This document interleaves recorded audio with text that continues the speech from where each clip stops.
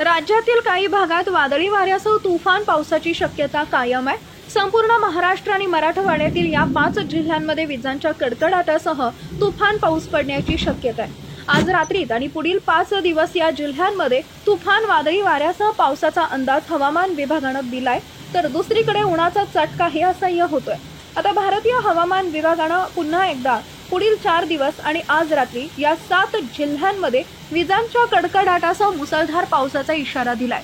नेमकं कोणत्या 7 जिल्ह्यांमध्ये आज रात्री भयंकर अवकाळी पाऊस पडण्याची शक्यता आहे ते जाणून घेण्या अगोदर तुम्ही चॅनलवर नवीन असाल तर चॅनलला सबस्क्राइब जरूर करा, जेणेकरून अशा प्रकारच्या अपडेट्स या तुमच्यापर्यंत पोहोचत राहतील।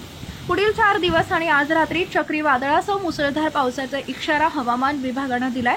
हवामान खात्याच्या म्हणण्यानुसार या काळात पूर्व आणि ईशान्य भारतासह महाराष्ट्रातील आणि मराठवाड्यातील या 7 जिल्ह्यांमध्ये विजांच्या कडकडाटासह मुसळधार पाऊस आणि जोरदार वारे येण्याची शक्यता आहे। विजांसह वादळी वाऱ्याचा इशारा दिला गेला असून नागरिकांनी आवश्यक ती खबरदारी घ्यावी असं आवाहन करण्यात आलेलं आहे। मिळालेल्या माहितीनुसार अवकाळी पावसाचा परिणाम देशाच्या विविध भागांसह सर्वात जास्त महाराष्ट्रावर झाला आणि त्याचा सर्वाधिक परिणाम शेतकऱ्यांवर झाला।